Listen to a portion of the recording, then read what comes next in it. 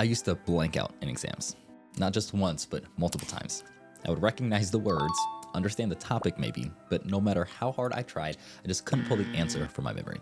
It was frustrating. Like the information was just locked away. It was just out of reach. And it wasn't because I didn't study. I spent hours reviewing notes, highlighting key points, and reading textbooks. When it just came down to apply that knowledge under pressure, my mind betrayed me. And to be fully transparent, I wasn't a naturally gifted test taker. For example, I had to take the MCAT twice because I struggled significantly on my first attempt, landing just around the 50th percentile. After learning a bit about effective studying, I improved to around the 80th percentile on my second try, which was at least enough to get me into some of the medical schools that I wanted. But even then, I didn't feel like I had truly cracked the code on test taking. Well, over the last 5 years, I've dedicated myself to learning how to learn and how to actually perform academically at the highest level. And the result? Well, when I took the USMLE Step 2 exam, which is the main standardized exam for medical students, I scored in nearly the 99th percentile, a score that I never, ever would have imagined possible before. And now, as an orthopedic surgery resident at the world-renowned Mayo Clinic, I actually feel confident rather than terrified when preparing for exams. And yes, we still take tests in residency. But I just wanted to share the strategies that got me here. If you've ever struggled with test taking, this video is for you. Most students spend hours studying, but still struggle on test day. The reason? It comes down to passive learning. I fell into this trap too. Rereading, highlighting, and summarizing my notes. But I learned that this was not enough. What changed everything for me was discovering two principles: active recall and spaced repetition. Instead of reviewing my notes passively, I started forcing myself to retrieve the information. I used Anki to create flashcards and spaced them out over time, reinforcing my memory in a way that actually stuck.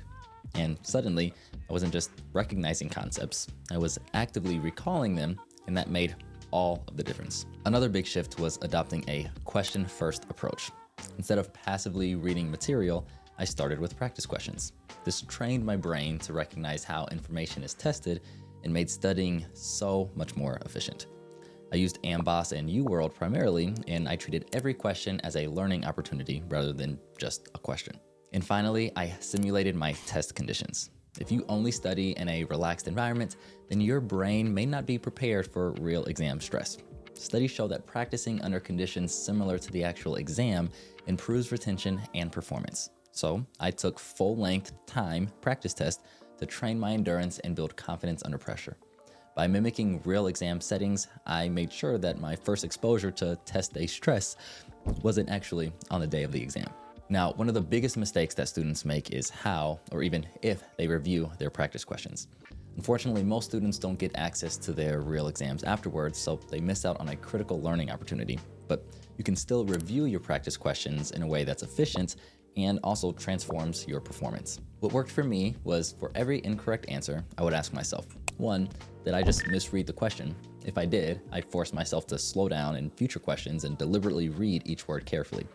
2, was I just overthinking? And if so, I practiced trusting my instincts more. Doing this with practice questions where the stakes were low gave me the confidence to actually trust myself on the real test. Or 3, did I lack knowledge on the topic? If I missed multiple questions on the same topic, then I'd just briefly read about it or watch a short video to help solidify my overall understanding. And this process helped me pinpoint weaknesses and refine my approach, making each practice session an opportunity for growth.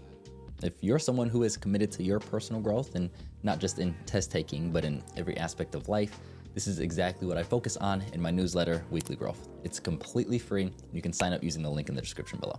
Now, even with great preparation, how you take the test itself is just as important.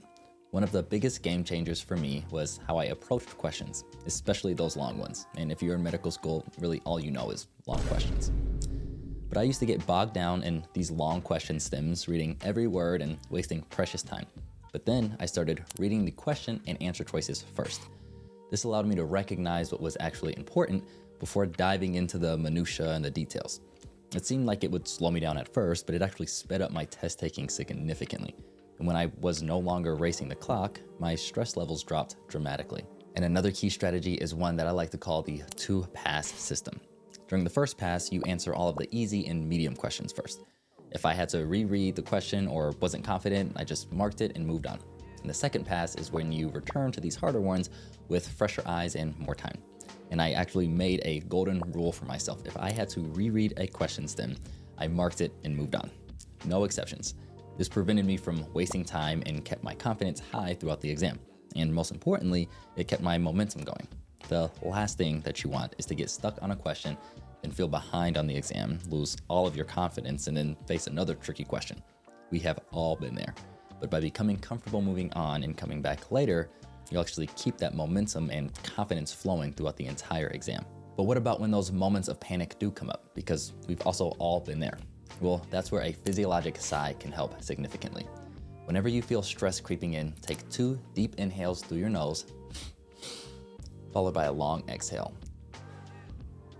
Research shows that this actually activates your parasympathetic nervous system, and all this does is it just rapidly lowers your stress and improves your focus. This is one of the fastest ways to calm down physiologically, and it can make a huge difference in really any high pressure moments. Mastering exams isn't just about intelligence, it's about strategy. Implement these tips and I guarantee that you'll see improvement in both your scores and your confidence. If you enjoyed this video, then I absolutely know that you would love this one, where I bring you through what a productive day in my life looks like as an orthopedic surgery resident. Keep evolving, and I'll see you guys in the next one.